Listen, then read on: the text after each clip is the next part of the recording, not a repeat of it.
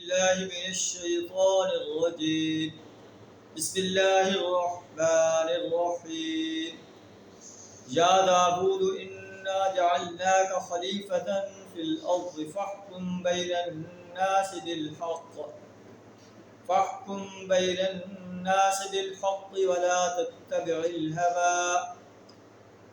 تتبع الهوى فيضلك عن سبيل الله. إن الذين يضلون عن سبيل الله لهم عذاب شديد بما نسوا يوم الحساب. صدق اللہ العظیم. سورہ صاد آیت نمبر 26 آپ کے سامنے تلاوت کی. اس کا ترجمہ کچھ اس طرح: یا داود، اے داود، انا جعلناک خلیفۃ فی الارض، ہم نے زمین میں آپ کو خلیفہ بنایا. فاحکم بین الناس بالحق، لوگوں کے درمیان حق کے ساتھ فیصلہ کرو، حق کے ساتھ حکومت کرو.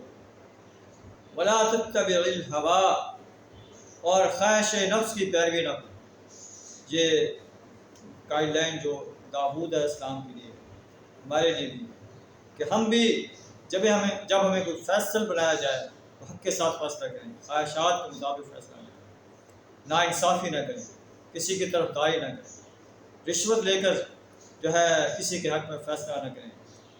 انصاف کے ساتھ، انصاف کے تمام تقاضوں کو ملحوظ رکھتے ہوئے ان کے درمیان فیصلہ کریں. فَيُضِلَّكَ عَنْ سَبِيلِ اللَّهِ، یہ تجھے اللہ کی راہ سے بھٹکا دے گی، خواہش نفس کا جو ہے فیصلہ ماننا. إِنَّ الَّذِينَ يُضِلُّونَ عَنْ سَبِيلِ اللَّهِ، بے شک وہ لوگ جو اللہ کی راہ سے بھٹکتے ہیں، لَهُمْ عَذَابٌ شَدِيدٌ، ان کے لیے عذاب شدید ہے. بِمَا نَسُوا يَوْمَ الْحِسَابِ، اس لیے کہ وہ یوم حساب کو بھول گئے.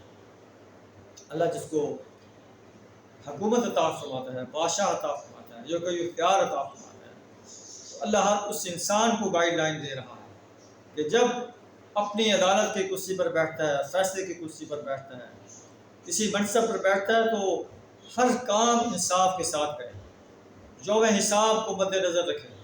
ایک دن حساب آنے والا ہے، اسے اپنی زندگی کے ایک ایک لمحے کا حساب دینا پڑے گا.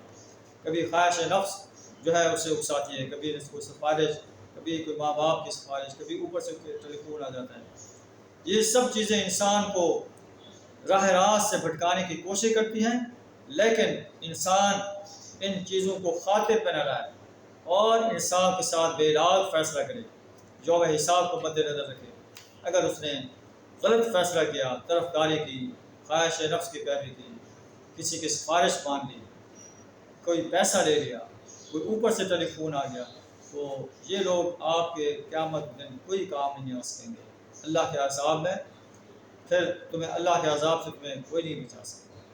اللہ سے دعا رکھنے بھی یوم حساب کو مد نظر رکھتے ہوئے اپنی زندگی کا ہر فیصلہ اور انسانوں کے فیصلے انصاف کے ساتھ کرنے کی جرت عطا فرمائے.